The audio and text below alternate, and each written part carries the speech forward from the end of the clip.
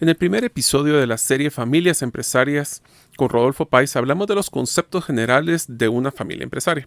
En este episodio vamos a hablar de los riesgos que corren las familias empresarias. Algunos de estos riesgos, por ejemplo, incluyen cómo poder hacer modelos de sucesión o cómo poder migrar una empresa de una generación a otra. También hablaremos de los riesgos de las familias empresarias al momento de involucrarse a la hora de hacer inversiones que no están en su giro de negocio, como un núcleo familiar. Y finalmente, ¿cuáles son los riesgos a la hora de contratar asesores para profesionalizar el modelo o el gobierno de la familia empresaria?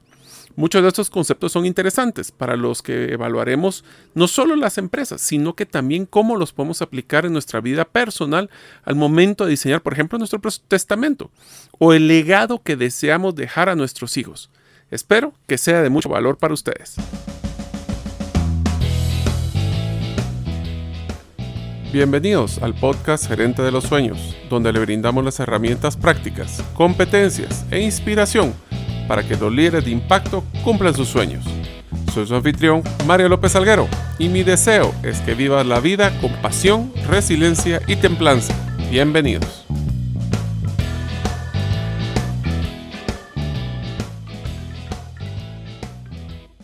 Hola amigos, bienvenidos al episodio número 37 del podcast Gerente de los Sueños. Mi nombre es Mario López Alguero y recientemente tuve un accidente en moto. Durante mi tiempo de recuperación me ha servido para evaluar las prioridades de mi vida, así como la cantidad de tiempo que le dedico a lo que más me importa. Te recomiendo que realices este ejercicio. ¿Lo que más importa es lo que más le dedicas tiempo en tu semana? Es una pregunta que deberíamos de contestarnos. Deseo agradecerte que nos escuches el día de hoy. Si todavía no eres parte de la comunidad de los sueños, puedes hacerlo suscribiéndote a nuestros correos electrónicos ingresando a la página gerentedelosueños.com.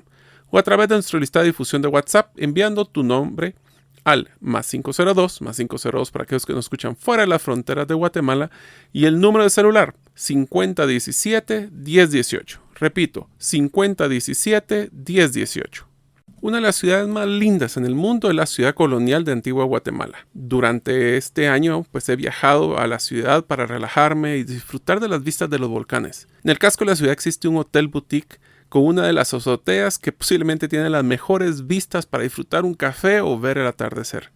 Se encuentra en el Carmen Hotel, un hotel ubicado a pocos pasos del Parque Central.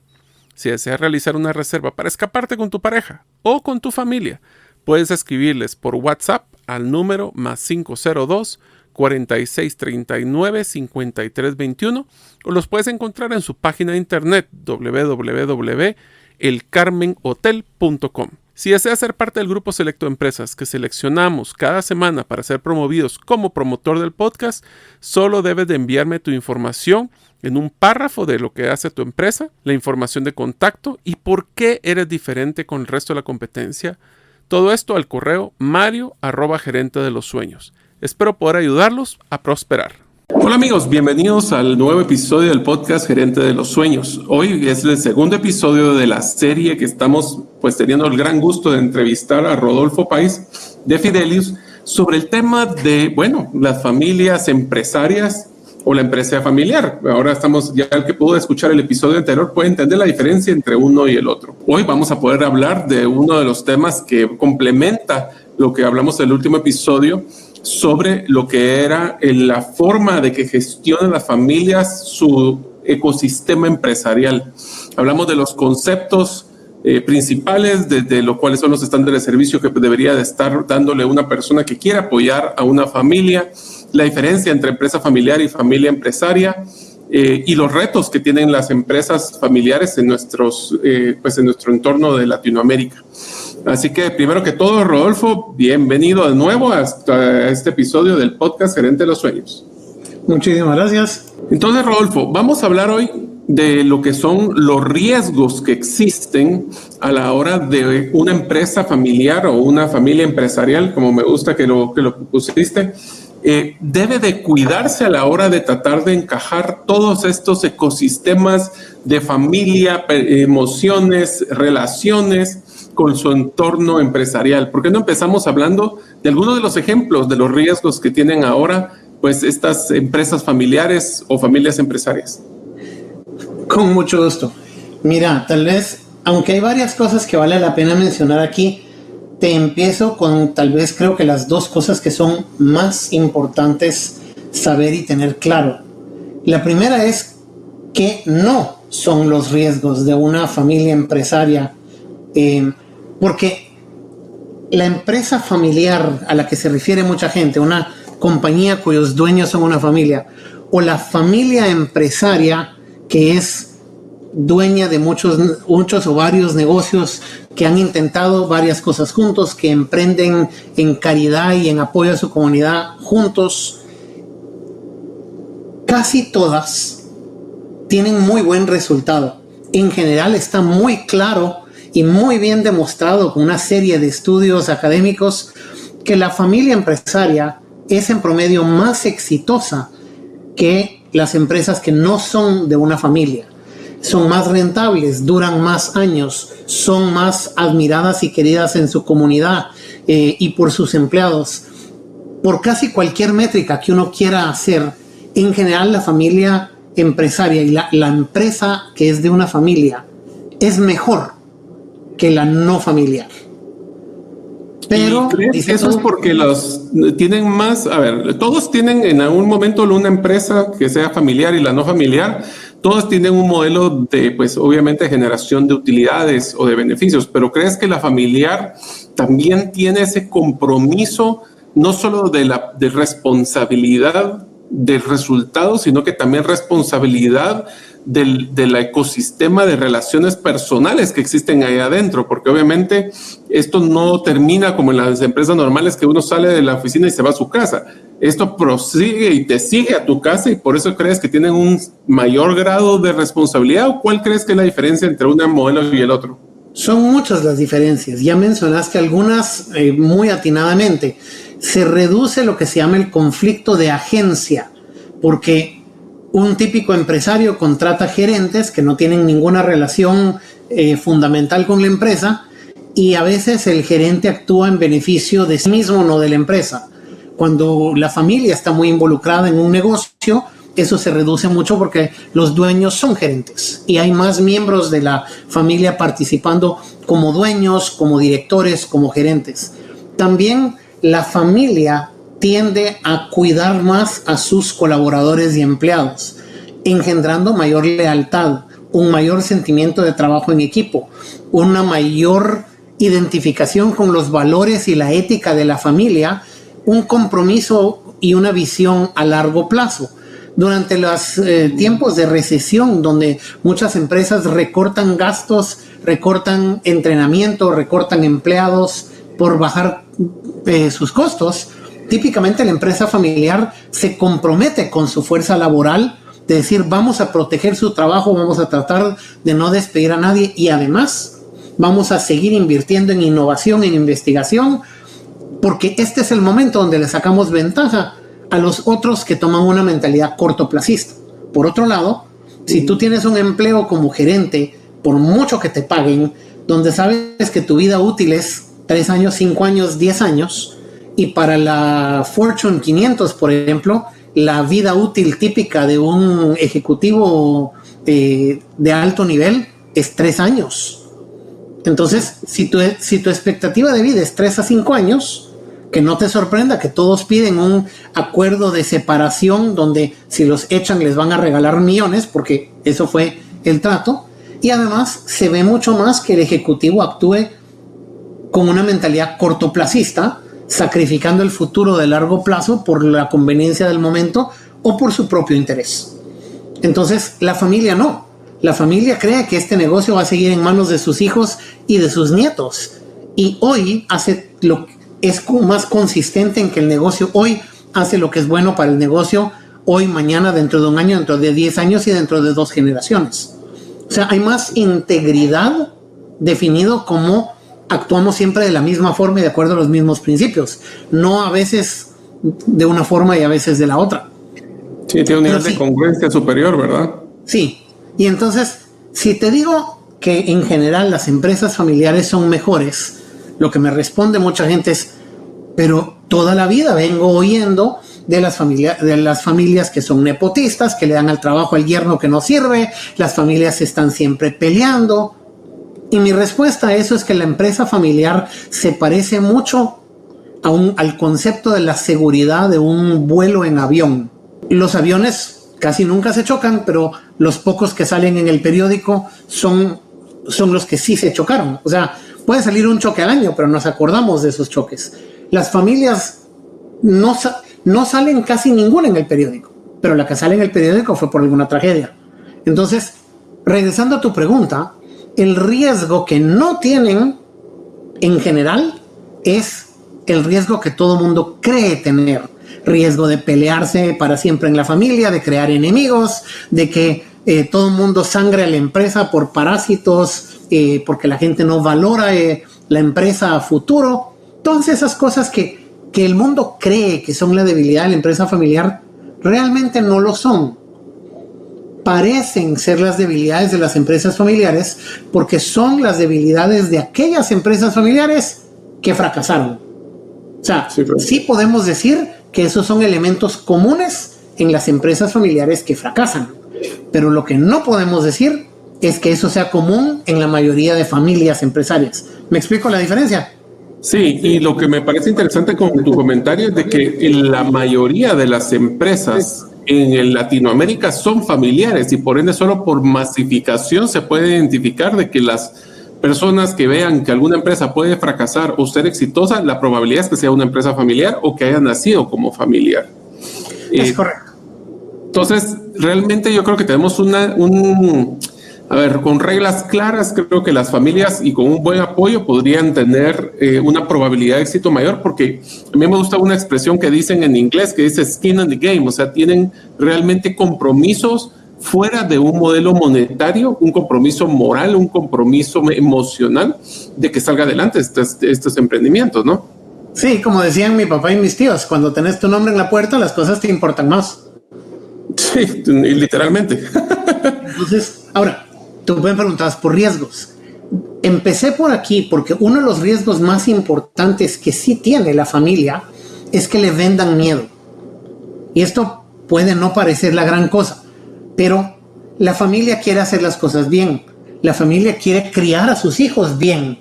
En muchos casos la familia crea un nivel de riqueza que no tenían cuando crecieron ellos como niños, pero entonces si ellos crecieron pobres o clase media y ahora son muy exitosos, ellos no son expertos en criar a sus hijos rodeados de una capacidad económica muy crecida, porque ellos no vivieron esa parte.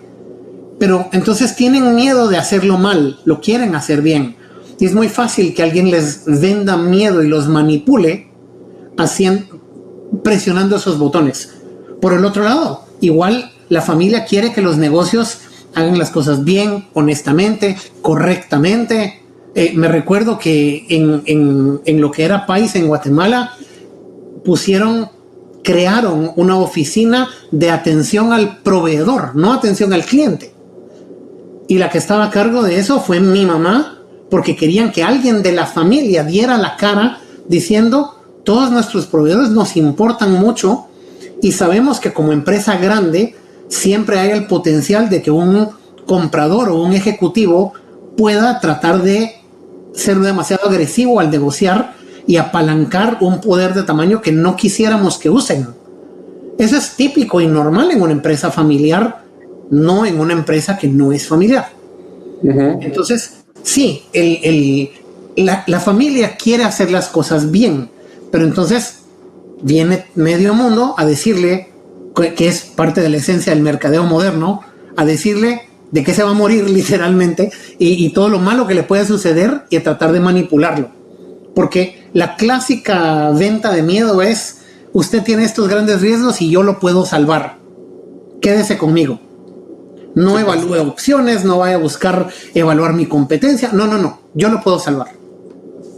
Y claro, la familia, si tiene preocupaciones o problemas o pleitos o lo que sea que tenga, no quiere hablarlo con 7 empresas o personas para encontrar al mejor. Quiere hablarlo con el mínimo de personas posibles.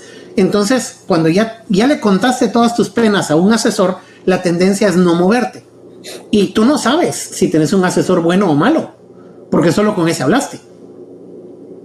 Sí, es algo tan especializado que no es como que tengas muchos que puedas comprar, ¿verdad?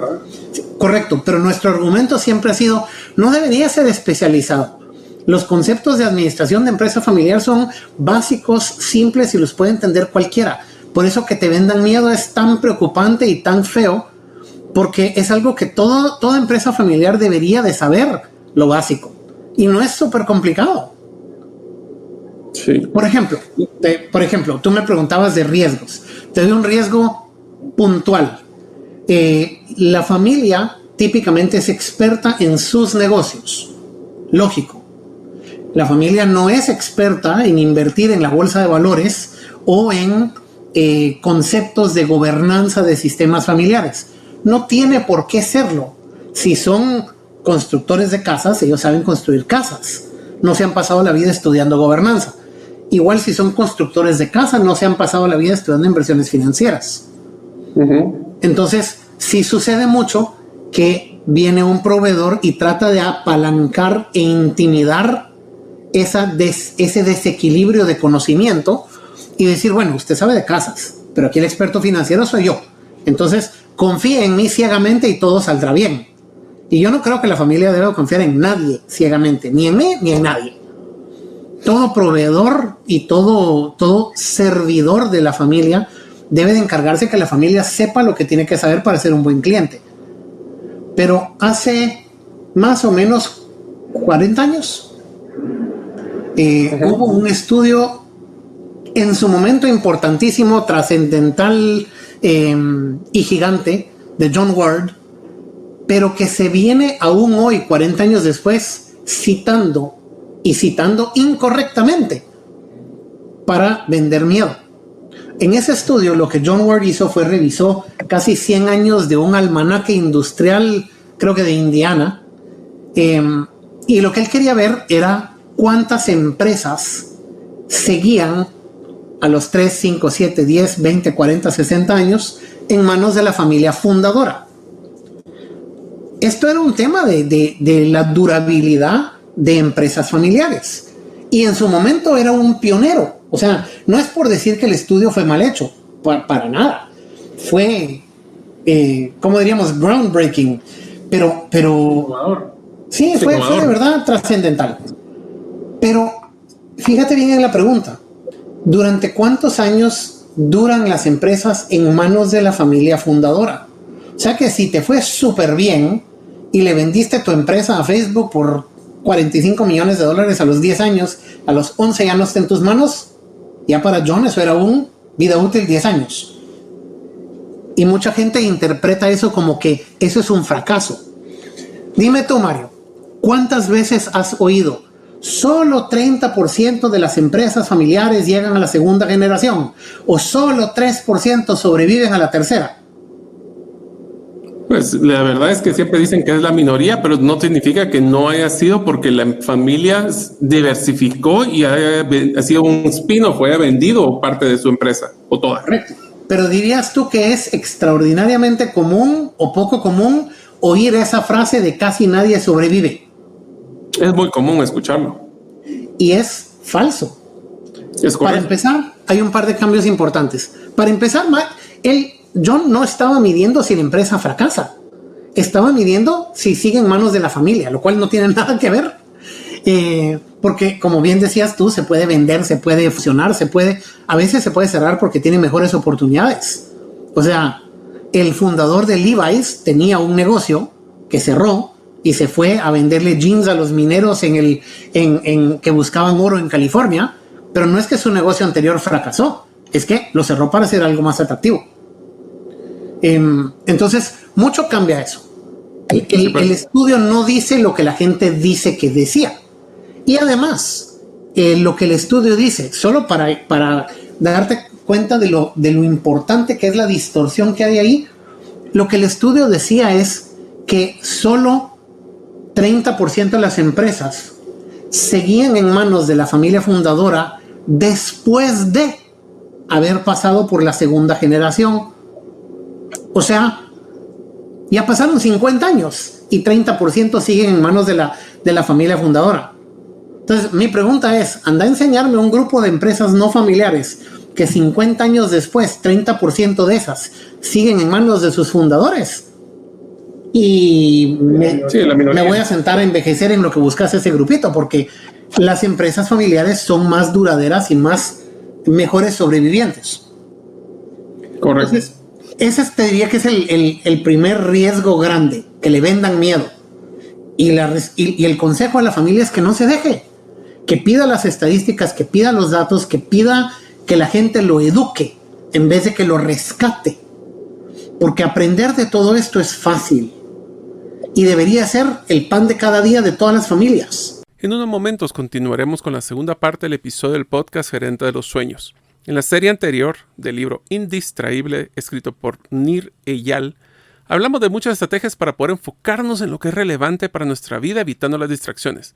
Algunas recomendaciones que más me han gustado fue, por ejemplo, en el uso de los grupos de WhatsApp. Ahí recomiendan, una de las estrategias que me dio risa es para que fuéramos como un sauna. Ingresa rápido, revisa lo que tienes que revisar y sal.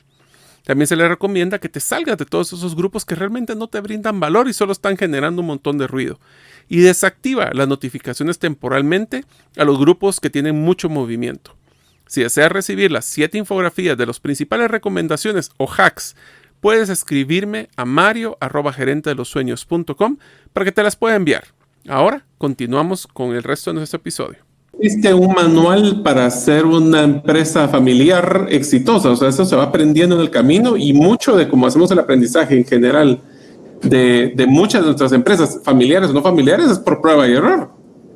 Correcto, pero hoy en día, después de ya casi 40 años de trabajo, porque este es un campo relativamente nuevo, ya hay un montón de buenas prácticas demostradas que te pueden ayudar a reducir la parte de error, que tengas más pruebas y menos errores. Y aún así, cualquiera de estas herramientas es un poquito como un traje desastre. O sea, el traje ya sabemos que es de buena calidad, pero igual hay que adaptarlo a tus necesidades personales o las necesidades de tu familia. Pero todo esto es fácil de aprender. Una familia puede y debe buscar consejo antes, día 1, lo antes posible, buscar aprender cómo no tropezarse, porque todo problema que puedan encontrar es muchísimo más fácil de resolver 10 años antes de que se vuelva pleito. Sí. Ejemplo, si tenés una familia, o sea, es común encontrar una familia que algún día tuvo un problema porque alguien tuvo una crisis médica, su negocio personal o el negocio familiar personal de sus hijos o algo tuvo un problema financiero y la persona necesita dinero y quiere vender las acciones de la empresa o quiere pedir un préstamo y no tiene otra cosa que dar de garantía que sus acciones de la empresa. Yo te puedo dar casos donde alguien ha incurrido en costos médicos por una tragedia médica personal de $3 millones y tiene $10 millones de acciones de la empresa familiar, y lo lógico es que diga, en vez de quedarme 20 años pagando cuentas, quisiera vender 3 millones, quedar con 7, pagar todo el costo médico y darle gracias a Dios que tenía ese respaldo. Pero el resto de la familia normalmente no tiene cómo comprarle esos $3 millones porque la empresa familiar reinvierte sus utilidades para crecer y para fortalecerse y ninguno está rodando en cash. Entonces no es fácil que se lo compren otros miembros de la familia, no quieren que se lo venda un tercero. Si esta crisis te agarra en la puerta del intensivo, es muy difícil de resolver. Pero si esta potencial crisis la ves que podría llegar algún día y decís, ok, de entrada hablemos con un banco, si algún día hay que hacerlo, activamos una línea de crédito de emergencia, tenés 5 años para pagar tus deudas y si no las puedes pagar, en esos 5 años la familia resuelve cómo negociar contigo tus acciones. Se establece un protocolo y una forma de hacerlo y simplemente el día que sucede se activa la política de préstamos de emergencia y ya. Pero la familia tendrá 5 años para resolver contigo bien y elegantemente la crisis que tuviste, pero afuera del intensivo tu hermano o tu papá llega a decirte, ¿en qué te puedo ayudar? en vez de decirte, mira, ese tu rollo de vender las acciones es una locura. ¿Me entendés?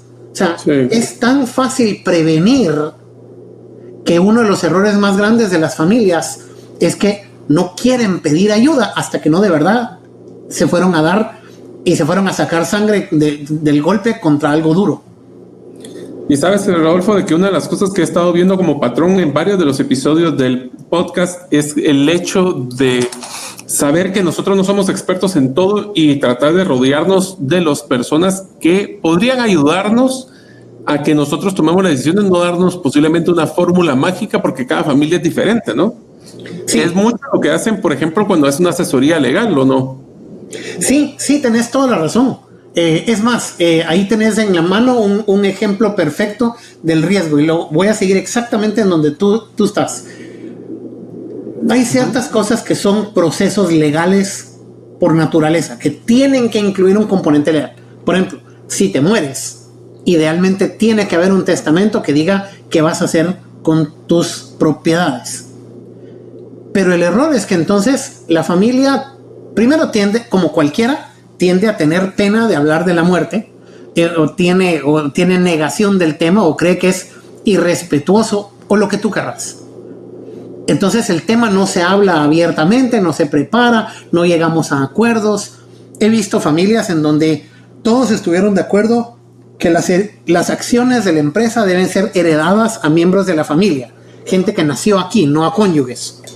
Pero resulta que en el testamento de uno dice regalárselo a mis hermanos, en el testamento de otro dice vendérselo a mis hermanos a valor en libros, y en el tercero dice vendérselo a mis hermanos a valor de mercado, porque no estaba claro cuando establecieron su acuerdo.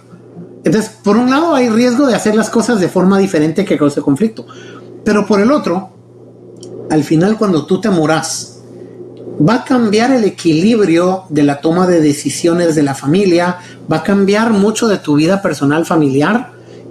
Por ejemplo, si tú sos miembro de una empresa familiar y tú te casaste y tu esposa se lleva muy bien con tu familia, pero ella no tiene ningún interés de ser socia de la familia o estar metida en el negocio con ellos, y ellos al final quieren estar en el negocio con la gente con que crecieron toda la vida, es lo más normal del mundo que no sea deseable que las acciones queden en manos de alguien que no nació aquí.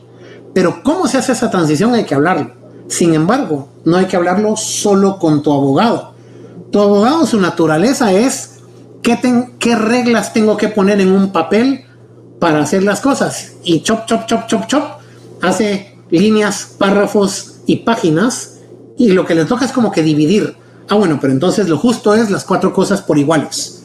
No necesariamente. Tal vez tenés un hijo que es pintor y tenés 2 hijos. Un hijo es pintor y el otro hijo es empresario y le encanta el negocio familiar. El pintor estaría feliz viviendo en una cueva en Francia. ¿Por qué no le dejas el mismo valor de herencia, pero le dejas la empresa familiar al administrador y le dejas cash al pintor para que lo invierta en la bolsa de valores, viva de sus rentas y pinte? Por ejemplo, tal vez la casa de tu mamá en el lago era súper importante para alguien. Tal vez el anillo de compromiso de tu abuelita es importante para alguien. Equitativo no es lo mismo que igual. Entonces, tus decisiones de herencia, de gobernanza y de muchas otras cosas no deben ser definidas únicamente con tu abogado o con tu banquero o con tu X. Varias familias han llegado a nosotros por parte de banqueros que dicen, mira, yo puedo ver que hay un problema y a mí me piden consejo, pero es que no me cuentan toda la historia. Entonces necesito que alguien más esté aquí en el equipo. Y el profesional ético pide no ser el único asesor de la familia, mientras que en otros casos el asesor se aprovecha. Pero exactamente lo que tú dijiste, las decisiones claves, los pensamientos y planes claves no se deben definir solo con la almohada o solo con el abogado. Es más, al final tu herencia es un tema principalmente de qué legado deja tu vida, qué quieres dejar atrás, qué mensajes, qué enseñanzas. El abogado debe estar involucrado, pero el abogado no es el líder de ese proceso. o al menos no debería hacerlo. Mira, ¿sabes cuál es el error más grande que he visto yo cuando veo empresas familiares? Es cuando el papá se esmeró en hacer un gran producto. Agarremos un ejemplo, una finca, y hereda con el 50-50 a sus dos hijos o hijas. Y la respuesta cuando se les dice qué van a hacer las niños o niñas con la finca, la respuesta es, pues miren cómo se ponen de acuerdo ellos dos. Ese es el ejemplo clásico de primero, estar 50-50 es un dolor porque entonces están en un buen punto muerto de decisión, y segundo es el hecho de que por dejar un patrimonio que iba a unir a la familia, probablemente lo que va a heredar es un gran problema. Sí, y también hay casos que he trabajado donde papá y mamá quieren tener a todos los hijos trabajando en la empresa y les pagan igual, aunque su nivel de talento, de interés y de compromiso y hasta de horario sea diferente, porque creen que al tenerlos todos ahí, pagarles igual, están previniendo el conflicto, y lo que no se dan cuenta es que están causando resentimiento y proponiendo el conflicto. Ellos mismos están creando el conflicto que tanto quisieran evitar, que es simplemente otra variante de lo mismo que decís tú. Sí, o sea, correcto. El miedo al conflicto es un problema grande. ¿Sabes cómo me decía una persona muy sabia? Decía, por quedar bien quedas peor. Sí, me encanta ese dicho. No lo conocía hasta que tú me lo mencionaste, pero de verdad que es muy cierto. Sí. Y una de las cosas que, a ver, si habláramos, y lo voy a poner de una forma difícil, Rodolfo, pero creo que me va a ayudar a entender a mí y a toda la audiencia, es: imagínate que somos una familia, no somos tan complicados, tampoco no estamos tan grande nuestro patrimonio, pero necesitamos que nos ayuden. ¿Cuáles serían las diferentes disciplinas que debería de una persona evaluar para que sean como que su dream team o su equipo ideal para que lo pudiera asesorar? Empezando con, obviamente, lo mejor es poder contratar a alguien que haya vivido esa experiencia para hablar de los errores que se cometen en vivo y a todo color y no que lo hayan leído. Pero ¿cuál debería ser esas disciplinas que 1, 2 o 10 personas podrían manejar? Vieras que por primera vez en mucho tiempo te voy a decir que no estoy tan de acuerdo con algo que dijiste. Porque es valioso haber vivido estas experiencias. Para mí ha sido muy valioso ser tercera generación de una familia empresaria, y tengo, para casi cualquier cosa que pueda haber en mi vida, tengo alguna anécdota de algo que sucedió con nuestra familia. Pero si tú vieras una persona que a lo largo de su vida se dedicó a construir 5 casas, o sea, construyó una casa, vivió en ella 5 años, construyó otra, vivió en ella 5 años y luego así se fue, por mucho que haya construido 10 casas para sí mismo, no es necesariamente arquitecto. Entonces, sí hay un valor importante en la experiencia de haberlo vivido, pero lo absolutamente más importante en un asesor es que tenga la formación profesional y formal en lo que el mundo ha aprendido, que es la ciencia y las mejores prácticas de manejar una familia empresaria, y no se esté basando únicamente en su experiencia. Mi peor pesadilla para una familia es la flota de asesores empíricos que hay en el mundo que dicen: yo he sido banquero, abogado, auditor, psicólogo, lo que tú quieras, por 30 años, y la mayoría de mis clientes han sido familias con negocio, entonces yo soy experto en la psicología de una familia empresaria. No es cierto. Porque si solo le han... yo soy piloto por hobby, pero dicen que no es lo mismo volar la misma hora 10,000 veces que 10,000 horas de vuelo. Entonces, una persona que ha tenido 20 años de experiencia o 30 años de experiencia, pero tal vez solo ha visto un subset pequeño de las posibilidades de lo que hay, puede dar muy mal consejo con toda la buena intención del mundo.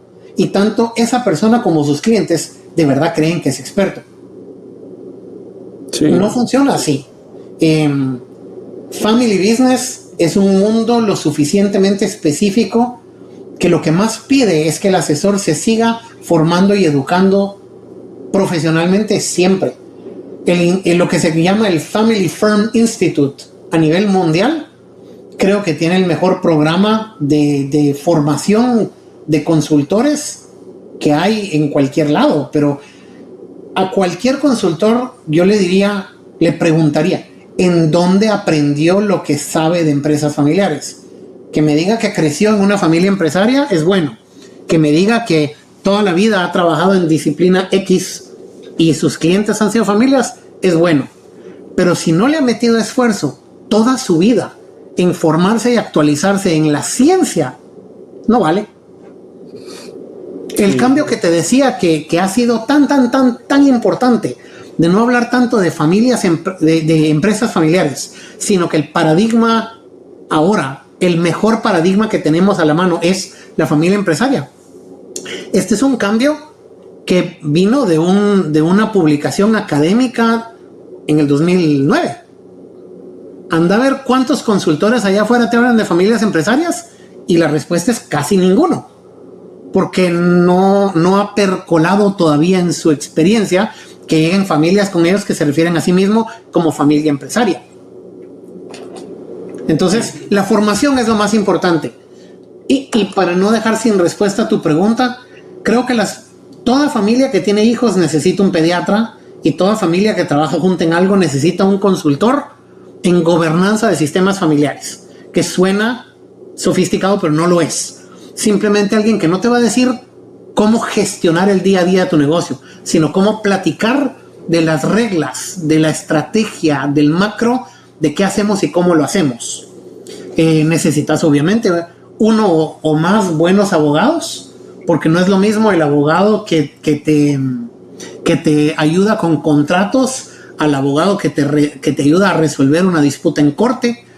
Un abogado que esté especializado en estructuras familiares, fideicomisos, compañías de holding, fundaciones, ese tipo de cosas, es diferente al abogado que te maneja contratos y negociaciones comerciales. Entonces, conocer y trabajar con buenos abogados, honorables, capaces, etcétera, contadores, auditores, y así como la mayoría de gente no tiene buen acceso a consultores de gobernanza de sistemas familiares, la otra que se olvida mucho es la salud mental y emocional. La familia no quiere conflicto y la familia se esfuerza mucho por hacer las cosas bien.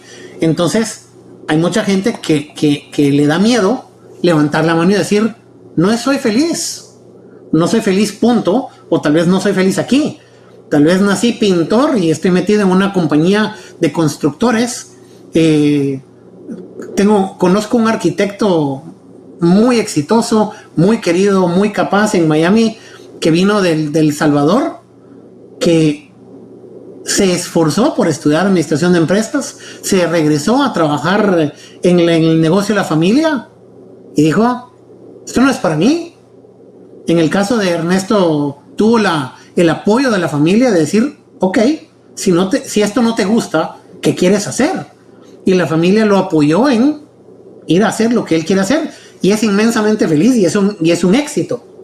No toda la familia reacciona, no todas las familias reaccionan igual de bien, y mucha gente ni siquiera levanta la manita para preguntar.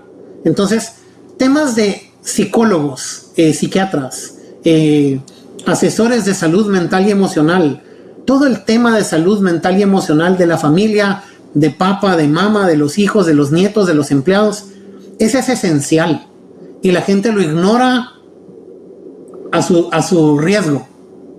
Sí. Definitivamente, te voy a decir por la poca, porque yo no tengo mucha experiencia en temas de este modelo, pero sí me ha tocado manejar un par de proyectos de gobernanza familiar. Inclusive mucha gente me pregunta cómo puedo trabajar con mi esposa y en otra empresa con mi hermano. Y te diría que uno de los éxitos que vi en lo que me tocó vivir con la gobernanza familiar era, número uno, reglas claras. Y lo platicamos en el episodio anterior, que puede ser tan sencillo como tener un cartapacio con hojas en blanco y cada vez que se llega a un acuerdo escribirlo y firmarlo para que sea así el compromiso. Pero una de las cosas que sí me di cuenta es que sí es más difícil las conversaciones difíciles por no romper susceptibilidades emocionales. Lo voy a decir de una forma tal vez más sencilla para que todos me entiendan. Si yo tengo que exigirle a mi hermano que su unidad de negocio no está dando la talla, voy a ser un poquito más suave porque me lo voy a tener que encontrar en el almuerzo del domingo otra vez y no quiero que estemos con malas caras. Entonces, por evitar un conflicto emocional, a veces se deja pasar conversaciones que deberían de tenerse porque al final del día son bombas de tiempo, ¿no crees? Sí, tienes razón. Yo lo pongo en 3 pasos. Las conversaciones sobre rendimiento, sobre resultados y sobre diferencias de criterio, expectativas y demás son súper importantes y debemos asegurarnos que toda la familia se sienta cómoda teniendo esas conversaciones con franqueza y con claridad, porque son esenciales. Punto número 2. También debemos de tener más compasión y más comprensión y estar menos dispuestos a pelearnos con la gente. O sea, la conversación sí es un poco más delicada por ser familia.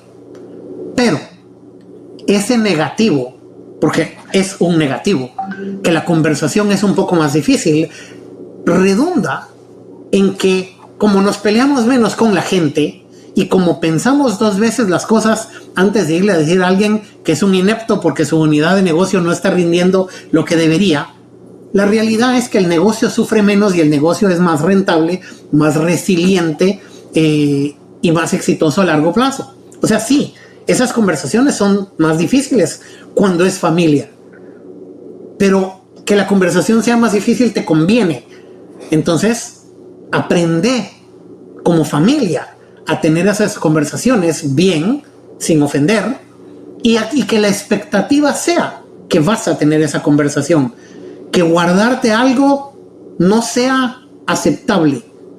Mira, necesitamos hablar de negocio. Ok, perfecto. No estoy contento con el resultado de tu unidad de negocio, pero creamos una competencia en cada miembro de la familia de que la conversación sobre el negocio no es un ataque a ti. No te estoy juzgando a ti. De nuevo, y una pregunta de tu lado, Rodolfo, que te ha tocado asesorar a varias empresas familiares o familias empresarias. ¿Qué recomendaciones le darías a alguien que una familia se les acerque y le dice, mira, necesitamos que nos ayudes para poder solventar estos problemas? O sea, como darle recomendación a alguien que lo van a traer las familias o a los propios familiares. ¿Qué son las cosas que debería pedirle a alguien de estos asesores? Por ejemplo, te voy a poner un punto. El hecho de no tomar bandos, que lo platicamos en el episodio anterior, o ser franco, o ver quién es tu lealtad hacia quién está. Pero al final del día, motivar esas discusiones que, aunque no son agradables, son necesarias. ¿Qué recomendaciones le darías como un punto final del episodio de hoy? Déjame ver si te entiendo la pregunta. ¿La recomendación sería para la familia o qué le debería de pedir la familia a su asesor? La segunda parte. Ok. Primero, el asesor no debe de traer sus propios juicios, criterios y valores a la mesa más de lo estrictamente necesario. Por ejemplo, se asume que el ideal es una familia amorosa, unida, que vive en armonía, que trabajan juntos por siglos, etcétera, etcétera, etcétera. La realidad en muchos casos no es esa. Conozco familias cuya relación personal es casi nula, que saliendo a la oficina no se voltean a ver más que en las bodas y en los funerales, no son amigos, no se llevan bien, pero tampoco se pelean, no tienen problemas. Simplemente la principal relación entre la familia es el trabajo. Entonces, un asesor o asesora cae en un grave error si está tratando de forzar a la familia a ser la familia ideal. En otro ejemplo de algo similar, he visto casos en donde una familia, y te voy a dar un caso real de una familia en Sudamérica que me pidieron consejo. Era una familia de papá, mamá y 3 hijos que tienen restaurantes. Entonces, habían contratado a un consultor que les estaba poniendo consejo familiar, les había pedido que hicieran protocolo familiar, había armado asamblea de accionistas, cada negocio tenía directores y tenían como 5 diferentes sombreros puestos cada una de estas 5 personas. Pero me dicen ellos, tenemos ahora tanta reunión y ya a veces no sé qué sombrero tengo cuando me siento a hablar de algo, si soy gerente, si soy dueño, si soy miembro del consejo familiar, qué jocote soy. Y ese es simplemente un asesor que te está trayendo una fórmula. Todo mundo tiene que tener un consejo familiar, todo mundo tiene que hacer un protocolo. Esas recetas no sirven. Cuando has visto una familia empresaria, has visto una familia empresaria, y el asesor debe de tener la humildad y también el conocimiento para usar todas las diferentes cosas que existen en el mundo, las buenas prácticas y los buenos conceptos, cómo los aplica a esta familia. Entonces, no debe de tratar de convertirte en la foto ideal de la familia ideal o lo que esa persona cree que es mejor, y no debe de solo recetarte nada estándar. No hay tal cosa como una familia estándar. Tampoco debe juzgar. Yo he visto casos en donde dos hermanos piden que uno de los abogados de confianza de la familia de toda la vida les ayuden a estructurar un negocio, y el abogado empieza a regañar a uno de los dos miembros de la familia o a exigirle un nivel de garantías o de medidas de protección para el otro que el otro no está pidiendo. O sea, el abogado se puso el sombrero de que está trabajando para hermano Juan, y entonces el abogado está casi que agrediendo a hermano Pedro, y Juan y Pedro se paran casi peleando porque el abogado se comportó como un perfecto idiota. El abogado está trabajando con dos hermanos a estructurar un negocio. El abogado debería de haber preguntado: yo estoy aquí para velar por Juan, en cuyo caso, ¿quién va a velar por Pedro? O yo estoy aquí para ayudarlos a ustedes a llegar a un acuerdo ganar-ganar. ¿Quién es mi cliente? Entonces... Y ser transparente, ¿verdad? Cabal. Y no es solo de transparencia, es de conciencia. El abogado en este caso, porque tuve CIA de primera fila a ver este conflicto en particular, porque era una familia que habían decidido vender un negocio y se estaban repartiendo algunas cosas. El abogado, simplemente, como lo llamó Juan, se dedicó a defender a Juan, pero a defenderlo de su hermano. Cuando los dos posiblemente eran los que pagaban. Sí, al final no se le ocurrió. Pero si podemos resumir, la familia debe de pedirle al asesor o la asesora, uno, que sea capaz y que demuestre su capacidad, que demuestre de dónde viene, no solo que diga yo sé por experiencia. La experiencia, como digo, es valiosa, pero no es suficiente. Segundo, que explique y que eduque, y que parte de lo que haga sea siempre educar a la familia. El paradigma no debe ser nunca rescatar a la familia. Tu asesor no es el salvador, no, tiene que ser la persona que los ayuda a ustedes a encontrar una solución o a llegar a un acuerdo, y que casi que parece que al final decís, no estoy seguro qué hizo. Lo que sí sé es que antes nos estábamos peleando y ahora estamos todos de acuerdo. Pero no viene a imponer nada, no viene a decirnos, no viene Moisés bajado de la montaña con tabletas de piedra a decirnos así es. No es cierto. Tiene que tener el expertise y la humildad, incluso la humildad para decir, miren, no sé, pero vamos a inventar juntos, porque no he visto este tipo de problema antes, pero al final todos los problemas y retos son similares, entonces hagamos algo. Casi siempre cuando alguien dice yo sé qué hacer, casi siempre eso denota inseguridad de parte de un asesor, porque la persona que realmente reconoce lo compleja que es una familia, reconoce también que un buen asesor, ¿sabes qué? Te voy a repetir, mi papá tuvo un accidente muy duro, se cayó, se golpeó la cabeza, se pasó en terapia más de un año y por poco se muere. Durante ese año de terapia física, los neurólogos nos dijeron algo que se me grabó para siempre. Y dijeron, mire, su papá tiene que aprender a caminar, aprender a abotonarse la camisa, aprender a tragar, por el amor de Dios, aprender a hablar. Está empezando de cero. Y tenemos que tratar de ver qué pasó y cómo ayudar. Pero entiendan, por favor, que el proceso de ayudar a su papá es prueba y error. Un buen neurólogo tiene, si cada truco que tiene en las manos, cada herramienta, cada medicina, cada técnica, cada terapia es una carta. Un buen neurólogo lo que tiene es una baraja con más cartas. Pero igual tenemos que ir probando una por una a ver cuál funciona, porque no siempre funciona la misma para diferentes pacientes. En el caso de mi papá, que no es una mantequilla maní que le puedes dar el spread a todo el mundo, no es para todo el mundo esto, pues. Claro, y no es así. En el caso de mi papá, dejaron para mucho después un tratamiento para quitarle un exceso de líquido del cerebro que dijeron que a la mayoría de gente no lo ayuda mucho, y en el caso de mi papá le cambió la vida. Pero, mire, o sea, ojalá hubiéramos hecho esto antes, pero no sabíamos que para él iba a ser súper especial y para mucha gente no. Entonces, el buen consultor y el buen asesor para empresas familiares no finge sabérselas todas. Lo que llega y dice, mire, yo traigo una baraja con muchas cartas y juntos vamos a encontrar cuál combinación de esas resuelven su problema, ¿ok? Esa creo que es tal vez la esencia de lo que la familia le debe de pedir a todos sus asesores, consultores, abogados, banqueros, todos. Y que nunca te estén rescatando, sino que te estén educando y ayudando a encontrar tu solución. Excelente, Rodolfo. Pues muchísimas gracias por lograr avanzar en el episodio de hoy. Este es el segundo de 3 episodios, o sea que todavía nos queda uno más que vamos a tener el gusto de poder grabar y producir con Rodolfo, donde vamos a hablar ya de temas puntuales de cómo deberíamos de estar ya finalizando este proceso de conocer lo que es una familia empresaria. Así que, Rodolfo, muchísimas gracias por tu tiempo y pues nos vamos a ver ya muy próximamente en el siguiente episodio. Siempre encantado de verte y ya sabes cómo me alegran estas conversaciones. Muchísimas gracias. Ok, chao.